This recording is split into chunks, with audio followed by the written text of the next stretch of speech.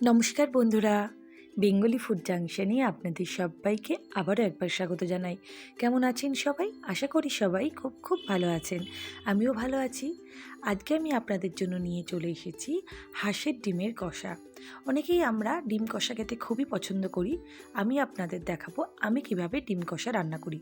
চলুন দেখুন, এখানে আমি নিয়ে নিয়েছি হাঁসের ডিম। ডিমগুলো আমি ভালো করে সেদ্ধ করে খোসা ছাড়িয়ে রেখেছি।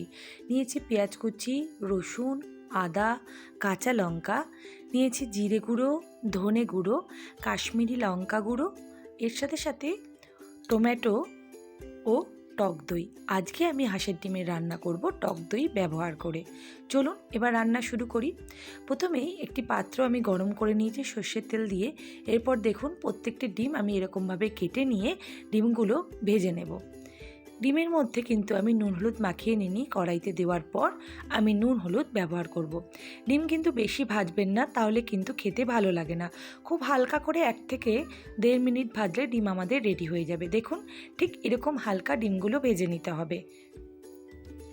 এরপর ওই তেলেই আমি ফোড়ন হিসাবে দিয়ে দেব গোটা জিরে, তেজপাতা ও গোটা গরম মশলা। সব কিছু ভালো করে নেড়ে চেড়ে নেব। এরপর আমি দিয়ে দেব আমার কেটে রাখা পেঁয়াজগুলো। আজকে আপনাদের এই হাঁসের ডিমের কষা রেসিপি যদি ভালো লেগে থাকে তাহলে লাইক, শেয়ার ও কমেন্ট করতে একদমই ভুলবেন না। আর আমার চ্যানেলে নতুন হয়ে থাকলে চ্যানেলটি সাবস্ক্রাইব করে পাশে থাকা বেল বাটনটি চাপ দিয়ে দেবেন। তাহলে আমি যখনই কোনো রেসিপি দেব আপনারা সহজেই সেটি দেখে নিতে পারবেন। এরপর আমি এর মধ্যে দিয়ে দেব সামান্য নুন ও সামান্য হলুদ। পেঁয়াজটি একটু ভাজা ভাজা হলে আমি এর মধ্যে দিয়ে দেব আমার কেটে রাখা টমেটো দিয়ে আরও একবার ভালো করে পেঁয়াজটি নাড়াচাড়া করে নেব।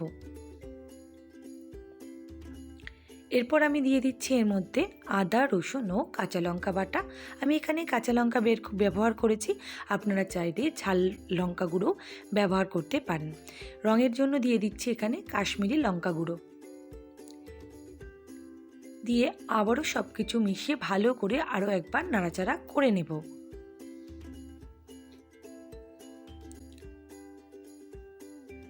এরপর আমি দিয়ে দেব জিরে গুঁড়ো ও ধনে গুঁড়ো, সামান্য গোলমরিচের গুঁড়ো, যেটি আমি ঝালের জন্য ব্যবহার করেছি। সব কিছু মিশিয়ে মশলাটি আরও ভালো করে কষিয়ে নেব যতক্ষণ না মশলা থেকে তেল বেরিয়ে আসছে। এরপর আমি দিয়ে দেব এখানে অল্প পরিমাণে গরম জল। আমি এখানে 1/2 কাপ মতো গরম জল ব্যবহার করেছি, যাতে মশলাগুলো তলায় লেগে না যায় ও ভালো করে নরম হয়ে যায়। দেখুন, মশলা আমার কষে গিয়ে তেল বেরিয়ে গিয়েছে। এরপর আমি এখানে দিয়ে দেব 2 থেকে 2.5 চামচ মতো টক দইটি ভালো করে জল ঝরিয়ে আমি ফেটিয়ে রেখেছিলাম। ভালো করে দইটিও আমি মশলার সাথে কষিয়ে নেব। মশলা কষিয়ে কালারটি চেঞ্জ হয়ে আসলে এর মধ্যে আমি দিয়ে দেব সামান্য গরম মশলা গুঁড়ো।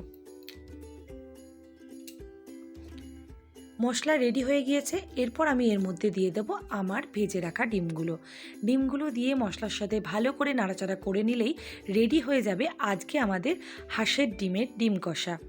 এরপর আমি সামান্য গ্রেভির জন্য অল্প পরিমাণে গরম জল ব্যবহার করছি। আপনারা যেরকম গ্রেভি প্রয়োজন সেই অনুযায়ী জল ব্যবহার করবেন। আশা করি আজকে আপনাদের আমার এই রেসিপিটি খুবই ভালো লাগবে। আর ভালো লাগলে অবশ্যই লাইক ও শেয়ার করে দেবেন। ভিডিওটি দেখার জন্য সবাইকে অসংখ্য ধন্যবাদ। সবাই ভালো থাকবেন, সুস্থ থাকবেন। সবাইকে শুভরাত্রি।